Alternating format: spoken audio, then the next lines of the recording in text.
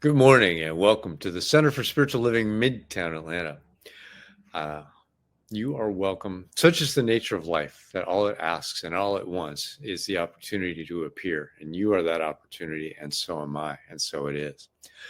And to begin with, we like to share our Declaration of Principles as written partially by a partial list of the Declaration of Principles is written by Ernest Holmes. Here you go. A few of the Declaration of Principles we live by. I believe in one God, one absolute power, and first cause to all things. I believe that this power is perfect love, and it creates out of a desire to express love. I believe all thought is creative, and how I choose to think creates my personal experience. I believe in the unity of all life, and the immortality of the individual soul forever unfolding. I believe in the eternal goodness, the eternal loving kindness, and the eternal givingness of God to all. And so it is. So grateful, hey. All right, welcome back. We've got an amazing practitioner this morning. She's one of the co-leaders of our team of practitioners. And if you've got anything you need help with for anything that's going on with your life, they're here to help you. There's a list of practitioners on our website, cslmidtown.org. And you can go there and request spiritual mind treatment, prayer treatment, anything that you need help with, physical, financial, whatever it is, and they're here to help. With that, I'd like to introduce our practitioner this morning, Maya Fuller. I want to begin by taking a moment to acknowledge the devastating wildfires in the Los Angeles, California area. These fires have swept through communities, destroying homes and lives, and our hearts go out to everyone affected. We hold them in our prayers, knowing that the strength of the Spirit is within them as they navigate this challenging time. I also hope you're all staying safe and warm during this powerful winter storm that's been affecting the southeast of the country. Whether you're tuning in from right here in Georgia or anywhere else, I'm so glad we have the chance to connect this morning in this sacred online space. This year, our global theme for Centers for Spiritual Living is all about rising higher, growing deeper, challenging ourselves to reach new heights while staying grounded in spirit. Here in January, we're stretching into possibility, expanding what we believe is possible for our lives. And this week, we're focusing on making space for it, clearing mental and emotional clutter so we can welcome new opportunities and let spirit work through us in exciting ways. It's about more than just tidying up our thoughts. It's about creating the conditions for growth, transformation, and new opportunities. Because life can get cluttered, not just physically, but in your head and heart too. You've got old fears, doubts, worries, maybe even that mental replay of a conversation you had 2 weeks ago. It all takes up space. And if your mind is jam-packed with all that noise, where's the room for anything new? We've got to make space. Imagine your mind as a fertile garden. In the words of Ernest Holmes, thoughts are like seeds, and the subjective mind, through creative aspect of spirit, is the soil. The soil doesn't argue with the seeds you plant, it simply nurtures them and brings them to life. If you plant seeds of joy, abundance, and possibility, the soil will grow them into a bountiful harvest. But if the garden is cluttered with weeds of old beliefs, fears, and doubts, there's not much room for the seeds to thrive.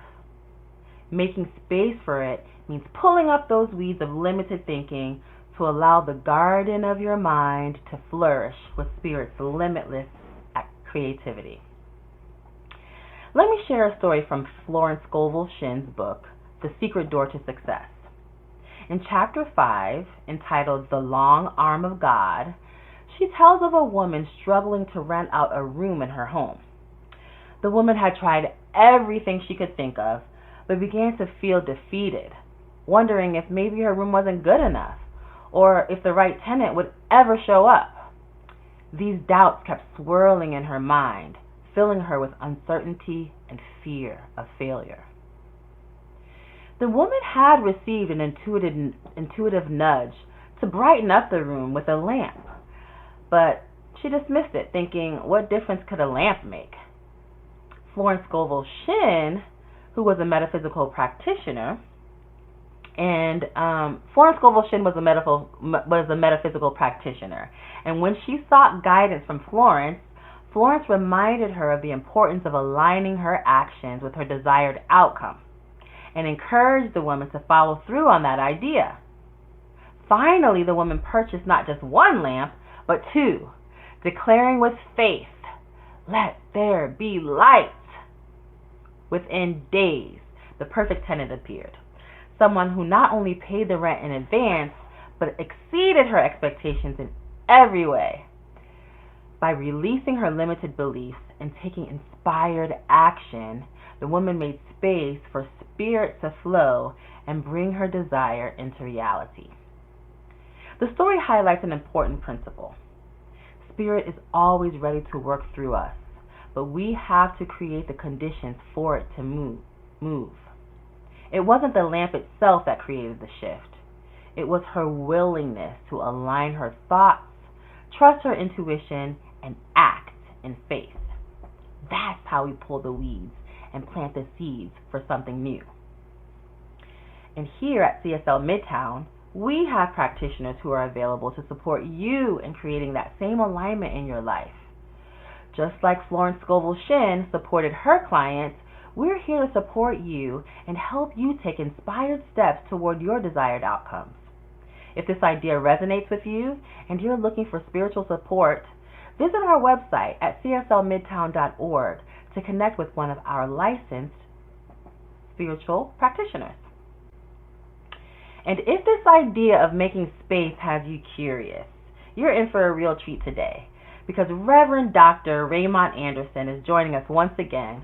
And if you've heard him speak before, you know what a colorful, dynamic, thought-provoking speaker he is.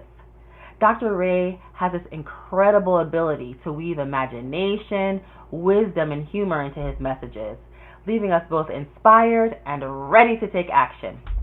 He's spoken here many times before and has truly become like a friend of the center, a fan favorite, you might say. I know his talk today will give you plenty to think about and take with you into this week ahead.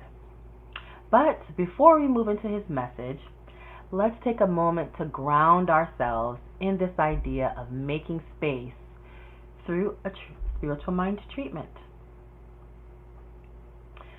I invite you to close your eyes, take a deep breath in, and slowly release it. Feel the presence of peace within you as we enter into the sacred space of affirmative prayer together. I'm going to speak these words in the first person, and I invite you to take in anything that resonates with you into your heart and receive it for yourself in the first person.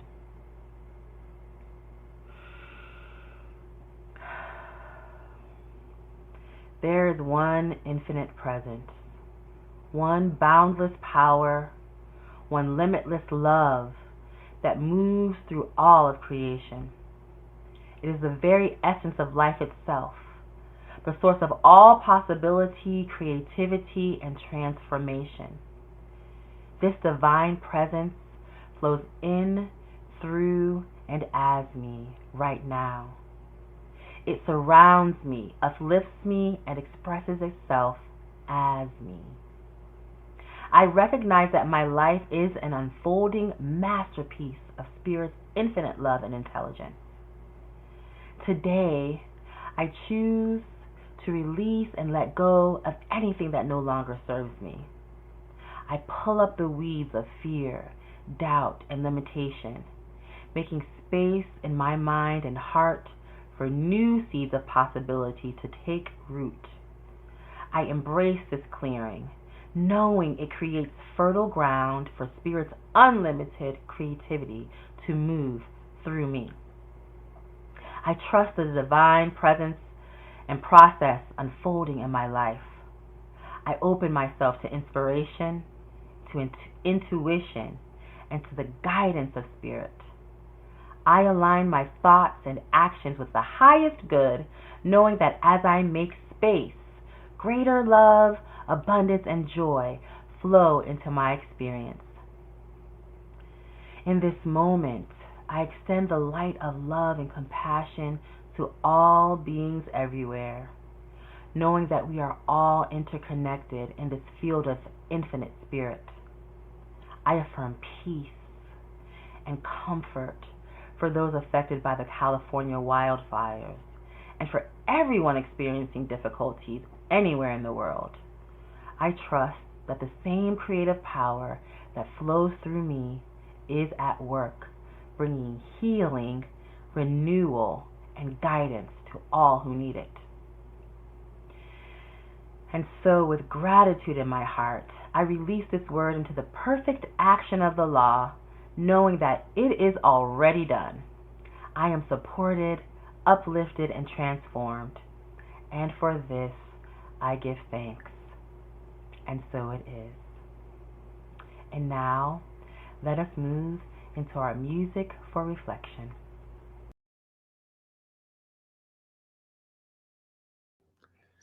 All right. It's my pleasure this morning to introduce our speaker, which Maya said is Reverend Dr. Raymont Anderson. He's a true Imagineer. He brings his many years of being a professional educator, visual artist, performer, ASL interpreter, author, and lover of comics and film to all areas of his life and ministry, which for him extends beyond the church and center. He's an ordained Centers for Spiritual Living minister and serves as the founding minister and the spiritual director of the Center for Spiritually Integrated Arts, which is a Centers for Spiritual Living teaching center. He's both a frequently sought after guest minister and speaker at various churches, centers, and events, and is a frequent facilitator of seminars and workshops related to such things as radical and audacious self-care, living with purpose, grief, forgiveness, LGBTQ empowerment, exploring and expressing one's creativity, and more. In addition to all of this, he currently serves as both the co-lead and interfaith lead for his local Moms Demand Action chapter. And as a survivor of gun violence, he is a participant in the Everytown Survivorship Fellowship Program. With that, I give you Raymont Anderson. Thank you very much for that, Vance. Thank you, Maya. Thank you, CSL Midtown. Namaste. Come on, people. Happy New Year. Blessings. So, where do we begin? Because there are so many things we could jump in on. Oh, wow. But, it's great. It's awesome to be with you all once again, especially now as we dive into what this year represents.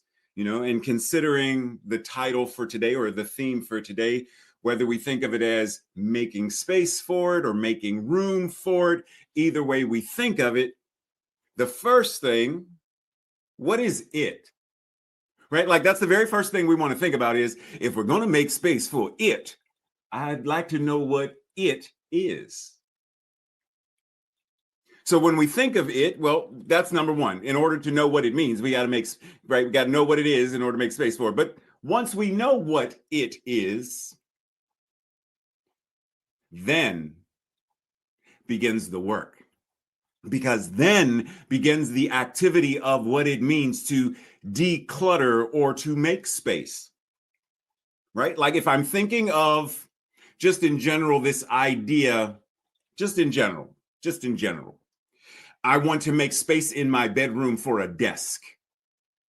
If I just say, make space for it, and Vance is like, okay, Ray, I'm calling the movers. What do I tell them to move? Because what's the thing that you're making space for? Right? So I have to say, I am making space for a new desk. Then we know what needs to be moved or reordered in the room within the space in order to make space. So let's start with, then what is it? Because clearly we're not talking about a desk. What are we talking about? Well, it could be a variety of things. One, a well-lived life, a life-affirming expression of your life. Living with purpose, with passion, with peace, with love, with joy. Knowing and expressing your divinity, your divine spiritual excellence. And as Dr. Holmes said in Sermon by the Sea, know what science of mind and spirit is, practice it, and live it as a way of life. There, just to start us off, is it. So when we think of, once again, what does it mean to declutter? If I were to ask you a question, how do we know the difference between decluttering or clutter? How do we know the difference between clutter and a collection? Right? Like way back when in my youth, some years ago, I used to collect comic books. My mother did not see the collection as a collection. She saw it as clutter, and so she threw them away. Mind you, had Lois let me keep them, I'd probably be a millionaire now. But I digress. So we breathe because Maya alluded to this, the idea of clutter, the things that are preventing us from all those things that I said it could represent. The clutter, the old fears, the doubts, the non-life affirming doubts, the non-life affirming judgments, all of these things prevent us from. So, as Kathy Paul says, anything you own, possess, or anything you do that does not enhance your life on a regular basis, that is clutter. She goes on to say that most people think of clutter as things in their physical environment. It's stuff. It's the stuff. But clutter is not only the physical stuff. It's also the old ideas, the toxic relationships, the bad habits. In other words, it can show up in the form of thoughts, activities, relationships, anything and everything that does not enhance your life. That's clutter. You said what now? So let's think about this, because we cannot effectively live our lives, right? We cannot effectively live our lives while something other than our highest and best occupies the space of our lives.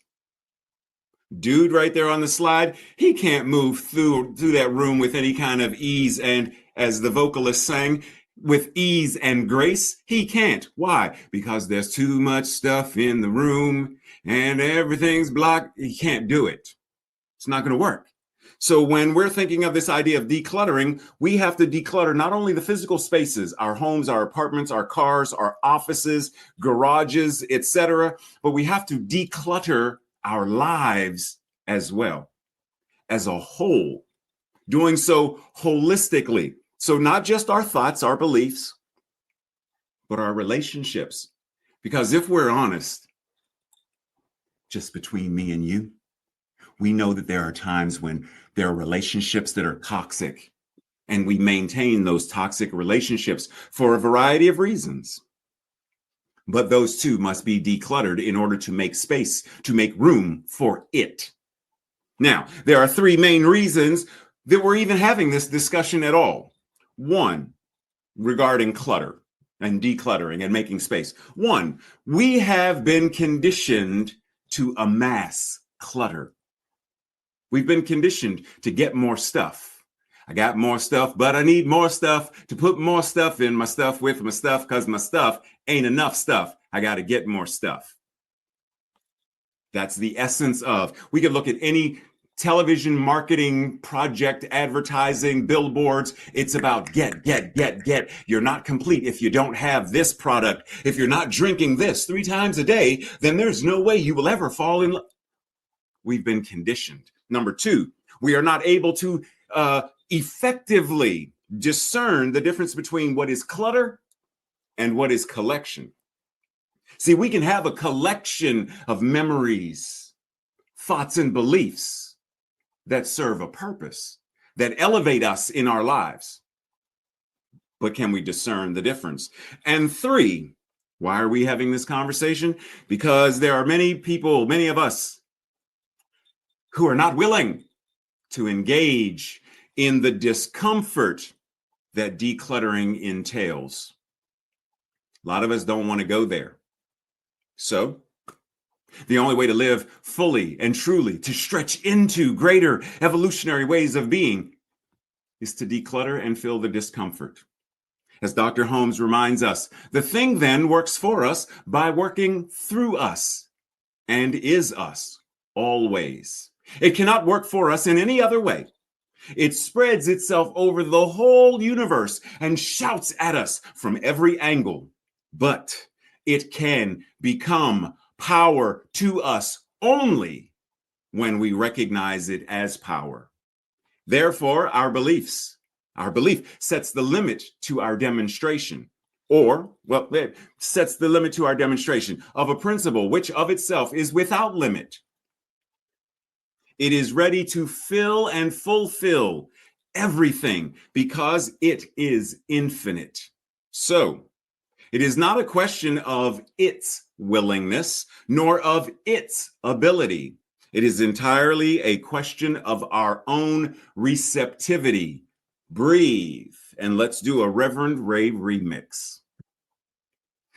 The thing then works for us by working through us and as us always. It cannot work for us in any other way. It is the whole of the universe and expresses itself as us, at us, in us, through us, and from every angle. But it, like electricity, can only become usable power when we actively recognize it as power. Therefore, our mental equivalents set the limits as well as the limitlessness of our demonstration of principle, which of itself is without limit. It is ever filling and fulfilling everything because that is the nature of it as the infinite. So it is not a question of its willingness, its ability. It is entirely a question of our own acknowledged receptivity and the active use of it. Breathe that in. Because if we're going to be honest, what did Dr. Holmes just say? And what did I remix? It's not a question of if the universe is willing, if the universe is able. It is not a question of it is a question of, am I willing to receive it? Am I willing to be it? Am I willing to express it? Am I willing to? Whatever the it is in that moment. So we could say it, because part of the life-affirming experience of, etc., is life-affirming relationships, be that family, be that friends, be that co-workers, colleagues, doesn't matter. Do I want that? Do I want clear communication and cooperation and collaboration with, is that what I want? Is that part of what it is as the expression of the divine? If that's what I want, it's not a question of, dear universe, will you please give me this thing that I desire? It is not a question of if the universe can or will or is willing or is able to give it. It is already given because that which God is already is. So all of the infinite possibilities, all of the infinite permutations of what could be already are. Question is, am I availing myself to receive, to be, and to express it? Breathe. Dr. Holmes goes on elsewhere to say, we are thinking, willing, knowing, conscious centers of life. Pause. There is only one life, and that life is God, and that life is your life right now. That life is expressing in, through, and as you right now. Conscious centers of life. We are surrounded by, immersed in, and there is flowing through us a creative something, a creative everything. Call it whatever you will. The sum total of all our thought, will, purpose, and belief creates a tendency in this law that causes it to react to us according to the sum total of that belief. So if we were to pause and look at all of our mental equivalents, go referencing sort of what Maya said before about old fears and anxieties and worries and such and so forth. Thinking about these, the sum total of, do I have more thoughts of lack and scarcity, not enoughness, separation, war and rumors of war, and, where I am now, as many of us are, because many of us are so entrenched in the minutia of our daily lives that we cannot even imagine. We cannot even imagine what it would be like to live in a post-cluttered experience. All we know is, I got to move through this and move through that to be able to get into the cabinet, to be able to get into my bank account, to be able to get into my relationship. Like I got to move all the trash and the old thoughts and fears of jealousy and envy and all this stuff and got to move it instead of eliminate it so that I have free range in my kitchen, in my bedroom, in my living room, in my consciousness, my mind, my heart, my soul, my being. We are so enmeshed in and entrenched in and submerged beneath all of the minutia of, hold on, let me get my Post-its because I got to remember and post it there and I got to remember and post it there. And we get so caught into that it overwhelms us because that's what hoarding old beliefs, old paradigms, that's what it does. The purpose of it is limitation. So Dr. Holmes says, then knowing that the thing can work for us only through us, let us begin to accept today more good than we experienced yesterday. And to know that we shall reap a harvest of fulfilled desires. The time must come when we shall have left the apparent clutter behind, when it shall be rolled up like a scroll and numbered with the things that once were thought to be, that we now know need not be. And so we remove them, we eliminate them, we declutter them. He says, one of the greatest difficulties in the new order of, breathe. One of the greatest difficulties in the new order of thought is that we are likely to indulge in too much theory and too little practice. We pontificate about decluttering and New Year's resolutions, but we do not practice nearly as much as we theorize. As a matter of fact, we only know as much as we can prove by actual demonstration. That which we cannot prove may or may not be true, but that which we can prove, certainly, without a doubt, 100% must be and is, in fact, the truth, the whole truth, and only that which is true.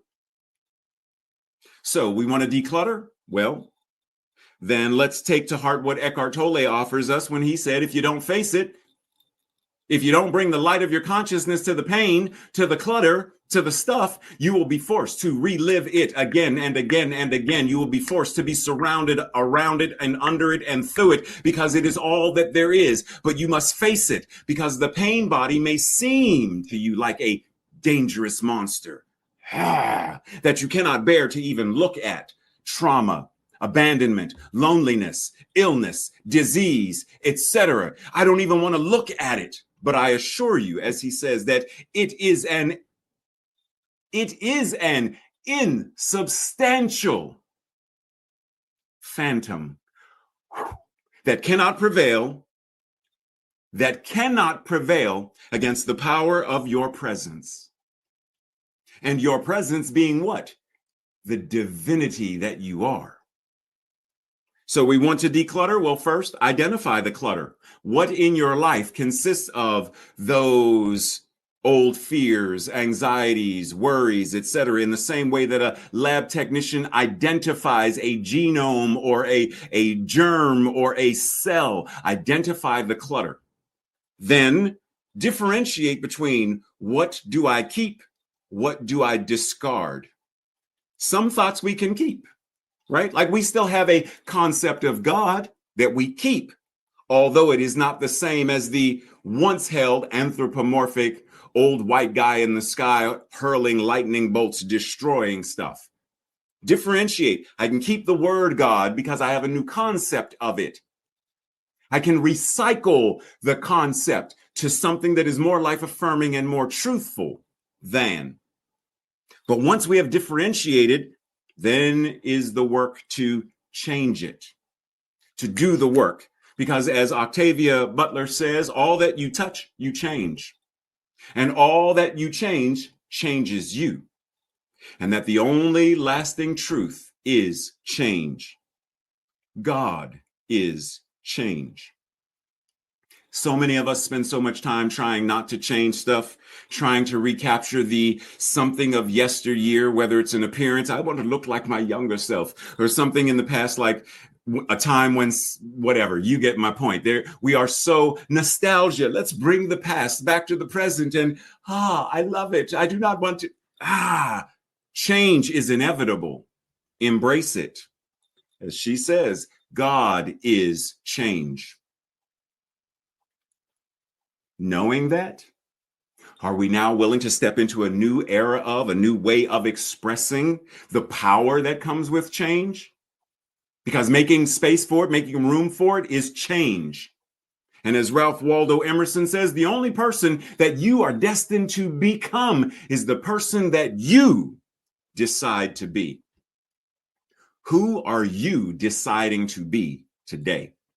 Are you deciding to be someone who is peace and peacefulness, someone who is joy and joyfulness, someone who is so forgiving that you don't even, like, it's not even a thing. It's like, oh, wash and clean. There's no stain upon my heart or my soul. I remember what was done, but it does not tarnish my being. Who are you deciding to be? Because in the space of making space for it, breathe. As the vocalist said, we are making room for grace. Grace, I'm turning it into an acronym. Grace being God realization, actualizing, creating, expressing. Are we making room for, are we making space for grace, God, realization, actualizing, creating, expressing? Because when we do that, when we really get to that, we understand that what it is you. You are it. Tag. You're it. There is no God outside of us. You're it. There is no power outside of us. You're it. There is only one power and only one presence, that which God is as the infinite goodness itself. There is no separation between. There is no space between what God is and what we are. There is only what God is as. You are it. And the more we embrace that power, the more we embrace that awareness, as Joel Goldsmith says, God expresses God, and that expression appears as you. Dr. Holmes. For the highest God and the innermost God is one God and not two. Meister Eckhart, as I just said, between me and God, there is no between. Dr. Holmes, the life within you is God. Whatever is true of God is true of your life, since your life and the life of God, the life that is God, are not two, but one. And lastly, for the only God that you and I will ever know is the one that we embody. Never forget that. Never forget that. You are it. And the more we step into that space of realizing, then the easier it is. Still not, still has some, but it becomes easier to address the monsters of trauma, fear, anxiety, worry, the judgments of, the criticism of, the self-loathing and self-hatred and lack of self-care and all of these things. The more you understand who and what you truly are, the easier it is to now navigate through. The easier it is to now show up as. The easier it is to stand in your power knowing that your mind is the mind that is God. There is only one mind, and that mind is God. And that mind is infinitely creative, infinitely powerful, and that mind is your mind now. So the moment we have any questions about, well, the fact that we have a question, the answer is already there, or we wouldn't even know to have a question. So we want to end racism, sexism, homomisia, transmisia, all of these things. The answer is already there, and the answer avails itself the more we are willing to move the clutter of, well, it's their fault. It's them. It's it's who, it's whatever, versus saying, breathe. There is only one power. There is only that which God is, and I avail myself to knowing that what it is I must be. This life, this thing I call my life, is the one life. This mind that I use to think and dream and imagine is the same mind that God is, and I bring this together in harmonious, active alignment, and I live, move, and have my beingness accordingly. And as a result, a world that works for all must. Not only is it possible, possible becomes probable, probable becomes inevitable. In the same way that Yeshua is said to have done miracles, and we are told, we are taught, we have learned, we have recited that he said, yo, check this out. I did these miracles, and so can you, and even greater. But in order to do so, I cannot be blinded by, I cannot have my vision obscured by the clutter. Fears, doubts, worry, lack, scarcity, the oh, woe is me-isms of, versus saying, yes, I've experienced trauma, and now there is this thing called healing that is mine to do. Yes, we as a community are experiencing A, B, and C, and yet, even in the midst of that, there is a path forward. There is spiritual practice, there is principle, and there is truth. Are we willing to step into that space? As the old G.I. Joe cartoon used to say, knowing is half the battle. Then what is the other half? Doing. Know the clutter, identify it, and then do what we are invited to do to declutter, to make space for it. Breathe. Because you are worthy of it. Namaste. Thank you, Dr. Raymont. What an awesome talk this morning. Thank you, reminding us of the spiritual power that we have within us. Thank Amen. you. All right. So now it's time for our affirmation of prosperity. If you enjoyed this talk, and you enjoy all the talks that we have, that it's an opportunity to give, to share, to create in this abundance that we have. It's a new year, so it's a new start.